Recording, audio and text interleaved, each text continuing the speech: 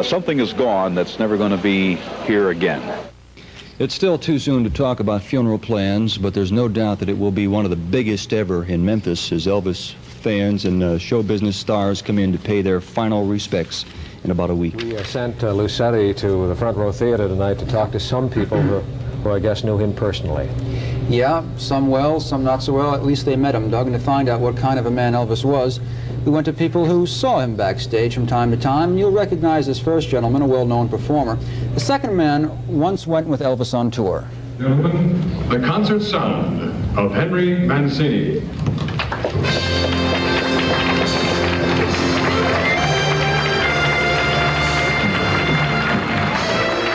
And I met him on the set once at Paramount. He was doing one of his many films, and very nice man. I got a very good impression from him, and I think it's a very, it's in a way, it's like comparing it to the losing of, let's say, Louis Armstrong in his field and in jazz field, because just because the rock field isn't that old doesn't mean that it doesn't have that penetration. He was a great guy. He was just a nice, very nice, gentle person, and very generous, both with his, excuse me, with his time, monetarily.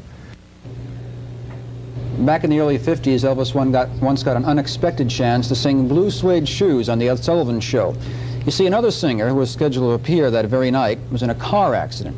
Well, Elvis substituted, and he did very well. But he never forgot that other singer, a fellow named Carl Perkins. He never became very famous. Elvis helped Perkins' career whenever he had the chance. Doug? Thank you, Lou, and you too, Adele. And NBC will have a special program on the life of Elvis Presley this evening at 11:30, immediately following our program. We told you doctors in Memphis now say that Elvis Presley died today as the result of an erratic heartbeat or heart attack brought on by undetermined causes. They say an autopsy shows no evidence of any illegal drugs in his system. Elvis Presley was one of twins. His brother Jesse died at birth. His mother Gladys also died of heart failure at age 42. He sold 400 million records, and while Clevelander Alan Freed coined the term rock and roll, Elvis Presley defined it as a blend of rhythm and blues and country music. In spite of recent serious weight problems and an eye disorder that required hospitalization, Elvis Presley remained one of the top attractions in show business. He sold out wherever he played. He made 31 movies. Though he never challenged for an Academy Award, his films were always successful at the box office. A career that early critics said would be fleeting lasted the rest of Elvis Presley's lifetime. Memphis had been Elvis Presley's home since high school, and tonight that town is a city in shock. The king is dead. Elvis Presley, the hip-gyrating king of rock and roll music, died at his Graceland mansion of heart failure. The 42-year-old singer was found lying on his bed by his road manager, Joe Esposito, who attempted mouth-to-mouth resuscitation without success.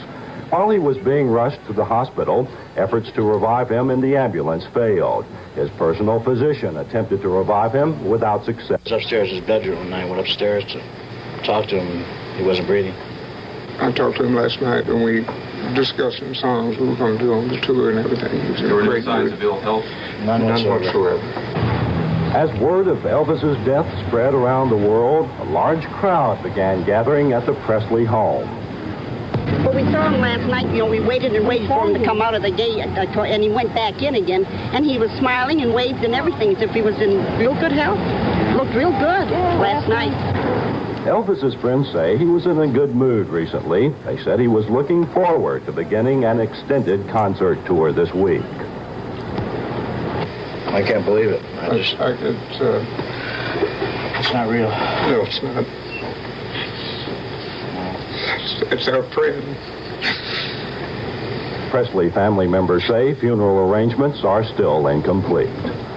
Tim Wilshire reporting for CBS News in Memphis, Tennessee. Clevelander Tommy Edwards knew Elvis Presley, a friendship that goes back over 2 decades. Today, Tommy Edwards in town runs a record store, but back then, Tommy was a disc jockey at what was then WERE, a pop and country music station. News Center 8's Barbara Caffey right now is with Tommy Edwards at his record store. Barbara? Tommy, I'd like to ask you, how did you first meet Elvis? Well, I hired him for a show that we were doing at the Circle Theater at 102nd and Euclid back in 1955 in February. Got him for $300 for 2 shows. At that time, did you see him as a star? No, I never really did. I thought he'd be around for maybe a couple of years, and then he'd go off in the distance again like so many of the rock stars of the day. But I never anticipated. I could gild the lily and say, oh, I thought he was going to be a big star, but I never thought he was going to do it. But he proved me wrong. He was a great star. What made Elvis that star so that he stayed at the top?